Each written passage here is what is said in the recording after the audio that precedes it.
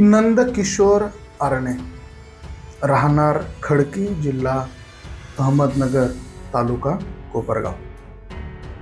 नंदकिशोर आरणे यांची मुलगी नेहा हिचा विवाह संदीप कांबळे नावाच्या मुलासोबत झाला. आता विवाह झाल्यानंतर घरामध्ये नवीन जोडप्यांना एकमेकांसोबत ॲडजस्ट करण्यासाठी काही वेळ जातो. महिना जातो, 6 महिने जातात, वर्षभर जातात काही ठिकाणी. पण जे या ॲडजस्टमेंट स्वीकारतात, एकमेकांचं म्हणणं जाणून घेतात, अशांचे विवाह टिकतात आणि तशी संख्या देखील खूप जास्त आहे. परंतु काही घटना अशा घडतात की ज्यामध्ये ॲडजस्टमेंट होत नाही, एकमेकांचा आदर राखता येत नाही किंवा इतर काही गोष्टी घडतात आणि मग अशा नात्यांचा, अशा संबंधांचा, अशा नात्यांचा शेवट हा प्रचंड भयंकर होतो. तसंच ह्या नेहासोबत झाला. संदीप कांबळे याच्यासोबत विवाह झाला. काही महिने ती त्याच्यासोबत राहिली, परंतु एकमेकांचे खटके उडायला लागले, एकमेकांच्या बद्दल आदर सन्मान राहिला नाही आणि मग दोघांचे भांडणं विकोपाला गेले आणि या नेहाने त्याच्यासोबत राहायचं नाही असं ठरवलं. ती तिच्या आईवडिलांकडे आली. खडकी या गावात आईवडिलांकडे आली आणि आईवडिलांकडे आली असता त्या घरामध्ये माहेरी तिचे वडील, तिची आई आणि तिचा एक काका होता.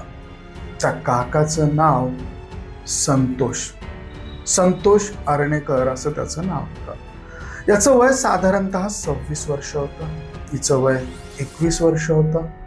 दोघेही एका परिपक्व वयात होते, तरुण होते. नात्याने काका असलेला संतोष याने या नात्याला काळीमा फासणारी घटना घडवून आणली. आता या संपूर्ण प्रकारामध्ये नेहा हिचं लग्न झालं होतं. काही महिने ती तिच्या पतीसोबत राहिली होती आणि जशी प्रत्येकाच्या शरीराची मागणी असते तशी मागणी तिच्याही शरीराची होती. पतीसोबत असताना त्या संपूर्ण गरजा तिच्या पूर्ण होत होत्या. परंतु पतीपासून विभक्त राहिल्यानंतर, माहेरी आल्यानंतर तिच्या शरीराच्या गरजा ह्या प्रश्न उपस्थित करत होत्या. संतोष जो तिचा काका आहे नात्याने, तो तिच्यासोबत लगट करायला लागला. तिच्यासोबत बोलणं त्याने वाढवलं. एकाच घरात राहत असल्यामुळे त्यांच्या दोघांमध्ये जे बोलणं व्हायचं किंवा जे दोघं बोलत बसायचे, यामुळे आई वडिलांना देखील कुठलाही संशय आला नाही. कारण नातं असं होतं की काका आणि पुतणीचं नातं होतं. मग या नात्यामध्ये त्यांची जवळीक वाढत गेली. संतोष याने नेहासोबत संबंध प्रस्थापित करायला सुरुवात केली. त्यांच्यामध्ये शारीरिक संबंध घडले आणि हे काका पुतणीचं नातं असल्यामुळे कुणी संशय देखील घेतला नाही. बरेच महिने हे सगळं चालत राहिलं. या दरम्यान त्या नेहाने तिचा जो पती आहे त्याच्यापासून घटस्फोट घेण्याचं ठरवलं. कारण ती आता मला पतीची गरजच नाही आहे असं सर्रास सांगायला लागली. आता त्याचं कारण देखील इथे देता येऊ शकतं. कारण तिच्या शरीराची गरज ही तिचा काका असलेल्या संतोष आरणे याच्याकडनं पूर्ण होऊ लागली होती. आणि हे सगळं असताना दोघे एकमेकांच्या मर्जीने हे शरीर संबंध ठेवत होते असं या संतोष आरणेकरचं म्हणणं आहे. जे असेल ते. तर या संपूर्ण प्रकरणात या दोघांमध्ये शरीर संबंध झाले. यातनं नात्याला काळीमा फासणाऱ्या घटना घडल्या. खरं तर हे योग्य नव्हे. हे प्रचंड चुकीचं प्रकरण आहे किंवा अशा पद्धतीचं वागणं हे प्रचंड चुकीचं आहे. तर ते ह्या दोघांमध्ये झालं, घडलं. हे असताना संतोष आरणेकर जो आहे तो नेहावरती लक्ष ठेवून राहायला लागला. तिला कुणाचे फोन येतात, ती कुणासोबत बोलते, काय, या सगळ्या गोष्टींकडे तो लक्ष ठेवून राहायला लागला. तिला याविषयी त्याने एकदा जाब देखील विचारला की तू कुणासोबत बोलतेस, तर ती माझी मैत्रीण आहे असं सांगायला लागले. त्याने या संपूर्ण गोष्टीचा मागोवा घेण्याचं ठरवलं.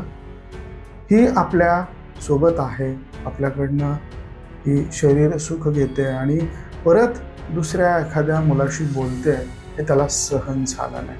त्याने एकदा दोनदा ते सांगण्याचा प्रयत्न केला, परंतु एके रात्री 12 वाजताच्या सुमारास ही नेहा फोनवर बोलत असताना घराच्या बाहेर पडताना त्याला दिसली. घरामध्येच एक कुऱ्हाड होती.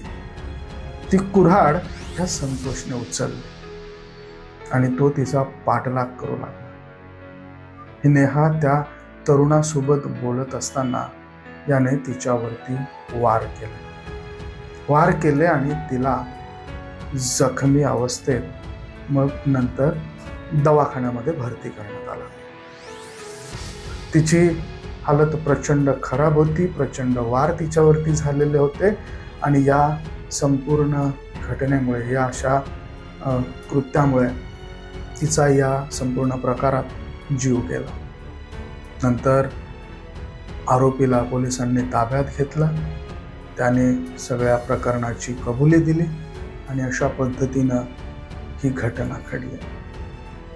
नात्यामध्ये आपण कोण आहोत, कसे आहोत, आपण काय केलं पाहिजे याचं भान ज्या वेळेस एखाद्या व्यक्तीला राहत नाही, त्यावेळेस अशा घटना घडतात. आता काका म्हणून आपल्या पुतणीसोबतच आपण असे कृत्य करत असो तर निश्चितच ते अत्यंत लाजिरवाणं आहे. अशा घटनांमध्ये शेवट प्रचंड भयंकर होतो. तर या संपूर्ण नात्यांचं आपण भान ठेवलं पाहिजे आणि अशा पद्धतीचं कृत्य हे कुणीही करू नये अशीच विनंती या व्हिडिओच्या माध्यमातून आम्ही सर्व समाजास करत आहोत. धन्यवाद.